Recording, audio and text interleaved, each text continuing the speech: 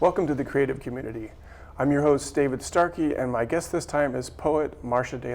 Marsha, welcome. Thank you. I'm glad to be here. Well, you were a guest on the creative community way back in the day, Yes. Probably 10 years ago. It's great to see you again, and it's great to see you with a new book called Every Ravening Thing. Before we're going to talk, that's going to be the focus of our conversation. Mm-hmm. We're going to talk about domestic trauma, we're going to talk about allies, we're going to talk about a lot of things, and we're going to hear, to my mind, one of the best American poets reading her work. But let's just sort of, introduce it with a poem. So can you read a poem to kind of set the tone for us? I'd be glad to. This poem is called A Grove of Trees, and it's set in Los Angeles in the 70s. And deals with the LAPD. A grove of trees. The old women knew the men were police before I did, waiting for a bus when vice surrounded me, all dressed alike, as though plainclothes had only one meaning. Of course I wasn't in my skin, small and tight, like an immature fig, dense, a little black hole, when I finally figured how those men would use me if they forced me in their car. At first I thought, hand over the license and the cops go away. I didn't know what else to try. I wasn't the girl they were looking for, except I was. The old women saw before I saw thick-boned women with arms of slurry, women who pulled wire carts home from market twice a week, all those years after their hearts broke with the news from Poland. Old women at 8 in the morning in our poor neighborhood, already done shopping at Boys Market, schlepping their carts loaded with potatoes and milk and Weber's bread. You can't reason with power. I didn't know an elderly Jewish man would cross the perimeter, walk right into the interrogation. He didn't have time to lift his mechanical voice box to the hole in his neck, and no time to speak before they struck him in the chest. He staggered back, still trying to raise his buzzing machine. I didn't know what the grandmothers intended in the wide morning light after the bones and bulldozers and years of grief. They formed a grove around us and did not speak. This is how grandmothers muster, silence, iron eyes, not one leaf moving. This is how they meet force. Light came stronger. They waited in silence. I held still and did not look, forbidden to see their faces, forbidden to gaze on the LAPD, because looks can tilt shame to rage. The old women called on heart wires, "We are your mothers too." And they were large, a grove of trees, the quiet from the leaves flowing onto street corners, onto the little knot of cops, the girl, the edges of the leaves disappearing into light. They never said a word, but everything I needed to know waited in their silence. It took decades to decipher. Grandmothers built a door with their mind, and then they helped me through it. I heard inside my body, "Daughter, get on the bus." And the light was blue, and the air was chill, and the bus rolled up, and the door swung open. near miss. There's a profound distrust of authority in that poem, rightly so. There's also a profound feeling, I think, of gratitude towards allies, unexpected allies. Can you talk about that poem a little bit as maybe a touchstone for the rest of the book? Well, just first to say about that particular neighborhood, because what was happening because it was a poor neighborhood. Okay, now this is based on a true story. Oh, absolutely. Okay. And the older people, it was a changing neighborhood, mostly Spanish-speaking people, but the older people in the neighborhood were Jewish people, and a lot of them had moved out, but some of the older ones had stayed. And so they were the ones, and I think part of it was the tradition of witness. And I was a college student. It was in the morning. I was trying to go to college. And then this happened. And I think if it had not been for their vigilance and their witnessing, I would have been put in the car and harmed. So the poems I assembled today have to do with allies and have to do with recovering from trauma, which I don't think a person can do by herself. I think a person has to have allies in one way or another, whether it's non-human, animal, or other people who are there to help. Well, and I think that there's probably a large consensus that what you just said is true. What about those people who think, no, I can do this on my own? Do you think they're always struggling in a way that they're never going to quite catch up to where they want to be? Well, I think, especially when it comes to violence or violence against women, there's a great cloak of silence around it. So there's the impulse to keep this quiet and do it on your own and never have your name spoken attached to any kind of violence. And that's wrong. I think we're discovering that, in fact, there's solidarity in knowing that that you're not alone, that others have gone through it, and that people are amazingly generous, because if you close the violence down around yourself, you also close down that possibility of a generous outreach. You and I were talking before we started taping about the burden of carrying a secret and how that can weigh you down in ways that you don't anticipate whatsoever. There's a poem early in the book, poem of the first kiss. If you don't mind talking about it, I'd like to hear more about the sort of situation that created it. Okay, so the situation involving that poem, the poem is of the first kiss, was actually like a book group in which the women there wanted to reminisce about the first kiss that they each had received, and it was sort of a juicy topic, but for not every woman, because in my case, the first kiss was a traumatic one involving, I was 12, and there was an older boy there who was in 9th grade, and he had a car and had 2 friends, and he invited a group of girls he was going to give us a ride in his car, and this sounded exciting and fun, and I had no idea that it was unsafe at all. I had no notion that there was any danger involved. So we all got in the car and were riding along, and I happened to be the one that lived the furthest away, and I didn't know to get off at the second to last stop. Right. I didn't know. How could you? Yeah, I had no idea that people could be so cruel.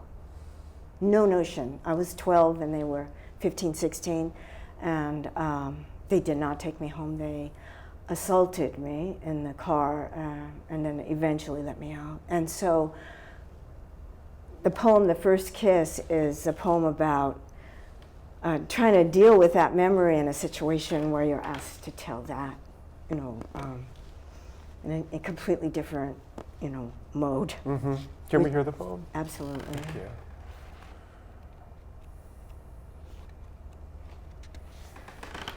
Poem of the First Kiss. The water in the spillway was only that, water. I understood the weight of water with its load of silt. I understood silt, the burden of carrying and letting go, the idea of a trench, the idea of encasing a watercourse in concrete. They released me in late afternoon in the season of early dark. A strained light still shone. 3 little words, oh, please, please. I'm not a girl like others now, ordinary, in ordinary light. The gin ended that, the gin lit down and smacked me good. Crossing the bridge, water in the spillway, only water. Late afternoon moon, leaves green and breathing, I hear their little sighs. Enough rain fallen the week before to wake the dead. That lily that knew to renounce every green thing and wait, clenched and nodded. That lily understood, stay dead, play dead, but couldn't resist in the end. Much later, I'll live in another country and there will be book clubs. And one woman will tell the story of how it happened in the 5th grade at the first Star Wars movie, her fingers brushing the silk of his cheek, and she still knows his name. And my turn is coming. I'm waiting, getting ready to look nobody in the face and say, I don't remember. And that act of not remembering is willed and also thrust upon you by the heaviness of the memory. There's a line in there, I'm not a girl like the others now, right? And you feel like that's something that marked you, changed you. Oh, absolutely. But I think, I think that has to do also with the silence. I'm not an ordinary girl now, like ordinary girls, but many ordinary girls have this happen. And at the time, I simply did not know how ordinary it was. Mm-hmm. And I think there's a line in there about, I understood a water course encased in concrete. And that for me is a metaphor for trauma. Mm-hmm. You think you can encase it in concrete, but it's a water course, it's your life. You can't put it in concrete. You can't keep it silent. You're gonna have to flow. Mm-hmm. And so for you, I guess in part poetry has been a way to deal with that trauma. What would you, someone who's watching right now who is in the midst of that trauma, what would you say to that person? I would say you're not alone and that you must find a way to express yourself. You must find a way to express yourself. I remember I continued for years and years and years thinking that such a thing had never happened before to anyone and that it must have come to me because of some evil in me until I think I went to college or I read The Second Sex by Simone de Beauvoir, and in it she catalogs all the abuses and the consequences for women, you know, in France at the time she was writing this. It was such a relief. Mm-hmm. It was such a relief to know that this is a structural problem having to do with patriarchy and having to do with the way young men especially can treat girls or women, young women. So yeah, it's good to know and it's good to tell. It allows you to regain your power. Mm-hmm. And I think we do that often through the spoken word, through the written word. I'd love to, I want to hear as much of every Ravening thing as we can. Do you have another poem that you'd be interested in reading? Sure. I was exploring in every Ravening thing, I was exploring different kinds of trauma and its effect on humans, including trauma that I didn't specifically experience and also including trauma for men, because my basic premise in that book is that every human has a story, and very often at the heart of themselves, that story involves pain, and it can be very, very cloaked and under great pressure, but it's a kind of a diamond. Mm-hmm. And so I wanted to be fully respectful of all human stories. So this one is about, it's about the people who, one way or another, oftentimes through war in the early aughts in Iraq, lost a limb. And then the trauma of losing a limb was embedded in their nervous system, in their brains, in their nerves. And so it's called Running Fire. And I wrote it in two parts. And the first part is the narrative, the woman telling the story of how she lost her arm. And the second part is the phantom, the trauma speaking. Running Fire. After the explosion, I couldn't understand why God would do such a thing. A dirt road, even the dogs deserted, and I wake up, an empty sleeve. Caught a glimpse of what looked like a length of round steak before they strapped me down. No pain, only pity and wonder. My poor arm, my mouth whispered. Nerves, a smear of bloody threads, just hanging after they severed the mangle. But my doctor tells me, no, Miss Kit, dangling telephone wires. He's mechanical-minded, though I know a few things. One divides into two, absence and phantom. And you can't stop a phantom from coming back. She knows what happened. It's all fire in the stump, brain fire, running fire, spiring up, electrical storm, Doc Miller says, and when my face furrows, he promises, one of these is the Rosetta flame, Miss Kit. Last month he took an awl and pierced my shoulder for his itty-bitty motherboard. Let's see if we can get those fires built in the clearing. And though trouble and shadow tweak their guidelines, still these nerves go on working. And when he says, turn your hand, palm in, imagine that motion, and the phantom is with you. And we hear, both of us, the soft whisper of the electric motor on the artificial limb as she turns my hand, palm in. And here's the part of the phantom.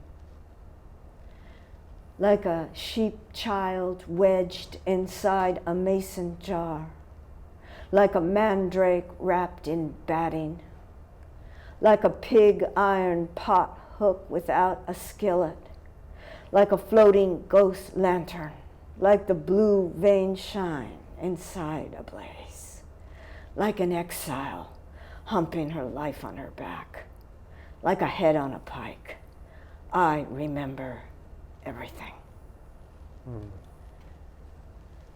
So the poem deals with a new technology where they can actually connect up some of those nerves that are so fiery and causing so much pain with the electrical impulses that are there to a little tiny motherboard. Mm-hmm. And then those who have lost their limbs are able to imagine the limb moving, and the fact that the phantom limb phenomena exists, that the nerves still carry the memory, that trauma is able to actually help in creating the action through electrical impulse. And that's, for me, again, an amazing it is a metaphor. Miracle, yeah. Yeah. Well, it's interesting, you know, I happen to know your work pretty well, having read a lot of it over the years. And that's a metaphor for me too, the phantom connection, because it seems to me that your own early trauma has allowed you to make a phantom connection with lots of other people, because I often see you writing outside of your own strict autobiography, and you seem to be connecting with people. Frequently they're in a lot of trouble, and they're getting out of it, or they're not getting out of it, but it always feels so authentic to me, and I never quite knew why that was, and I think I do know now. Why that is. Well, I would say that the thing about any kind of violence is that it ultimately does affect your identity, especially if it occurs early. It really affects the plasticity of your brain, and it rewires you in a way, and that can be extremely problematic. But there's also a way in which, if you carry that as part of your identity, the gift of it is to be wide open, to be fully understanding of what it is like, or what it must be like. To be another human being. Yeah, to be another human being. Yeah. That's the gift. Yeah. And so I think every trauma carries the potential of that gift. Well, one of the things, though, that you personally have that a lot of other people don't have is a great deal of craft at your hands. And I know that that's kind of an intuitive thing, but for someone who's watching, it's like, oh, I want to be a poet like Marsha DeLo. I think a lot of it is reading. I know you're a wide reader. There's often subtle literary allusions in your work. In this poem we just heard, there's allusions to new technology that you've obviously read about. What are some of the tricks of the trade that you might pass on to budding poets? I think reading, wide reading, both in poetry and outside of poetry. Like for me, that was a science article that I read, and I was so interested in that, and I do a lot of that. And then also, I would say the ability to access deeply whatever your passion is, and allow what that to come forth, whatever that nature is. And then also, if you write in a passion, you might tend to believe that every word is sacred and should never be altered. But that is not true. That is not true. That is not true. Over time, you will realize that first draft is just that. It's never finished. Right. It's never finished. And that you can change it, and that you yourself, it's like trauma. When I said allies, you need allies to deal with trauma, and you need allies for poetry too, because you carry in your mind the context, so you might imbue understanding in ways that somebody who doesn't know what you're talking about will not find it accessible. So that's why you belong to groups, and you workshop it, and you find out what is understandable and what isn't, and you thread your way through it that way. When you're writing, the words, the language is so spectacular, do you find yourself in a kind of trance, or are you really kind of aware, oh, this sound just came here, or what's the sound that goes there? What's your writing process like in that regard? Combination of both? Or? Yeah, it's really a combination of both. I have like a natural sort of trancey quality to myself. Like I go places, and a trance is a good place to follow a thought all the way out. Right. But then also, and a lot of times, that trance will supply words that sound alike or that want to be together. But then after that, you make many choices involving words and what you want together, and alliteration and things like that. Yeah.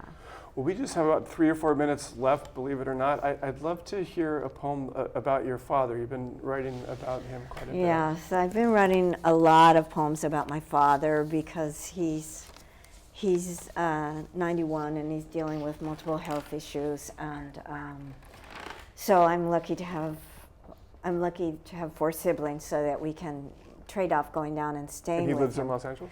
He lives in North San Diego County. Okay. So I've written, I don't know, a whole series of them about him, and this one is called "How He Is Altered," and I just wrote it like 2 days ago. Okay. How he is altered. Hunger can be hard to recognize if you let it go too long, mistaken for a fleeting thought that won't precipitate into words, a flight of birds, a disturbance in the plasma. It's easy to forget to eat when I'm with my father. I subsume myself in him, his diet of dust and crumb. During the Depression, he raised rabbits his older sister slaughtered. He built the shipping crates while she skinned the bodies and dressed the meat. He was younger and allowed to be squeamish. All his life, he's looked away when a syringe fills with red. His blood is low, he tells me. It barely laps the shore. For this, he sleeps in his clothes, wrapped in a pullover, gloves, 2 throws, shoes beside the bed, waiting, like a pair of drowsy geldings, still willing to amble the long hall, now that his hunger is for heat, for the warmth inside of light, the want that carries him out back to sit full in sun and almost hear the birds. You have a great deal of fondness for your father. Wow, we all love our Yeah. father. So, are you showing these poems to him as you compose them or not? Oh no, I don't think he is more like a watercourse encased in concrete. He would not. He doesn't want to hear. He doesn't want me to break down Yeah. his concrete. Right. Right. I don't think. Right. But somehow it still feels important to you to be doing that right now. This is my. This is what I'm building. I'm building these memories of him going through what's happening. Mm-hmm. Yeah. Well, as someone who has a 90-year-old mother, I know exactly what that's like. And it's a difficult process. There may be no better way to approach it than through poetry. Marsha, we're just about out of time. Could we see the cover of your book real quick before we say goodbye? Yeah. Every Ravening Thing, published by the University of Pittsburgh Press. Every Ravening Thing. And this cover art is by Nora Yukon, who's a Ventura area artist and a very vital woman. I love the art. It's this image. I think of it as an image of ambiguous joy. Mm-hmm. And that is a laudable goal for all of us, I think, ambiguous joy. That's a great way to end the interview. Thanks so much, Marsha. Thank you. The Creative Community is produced together with CAPS Media and TVSB. I'm David Starkey, and we'll see you next time.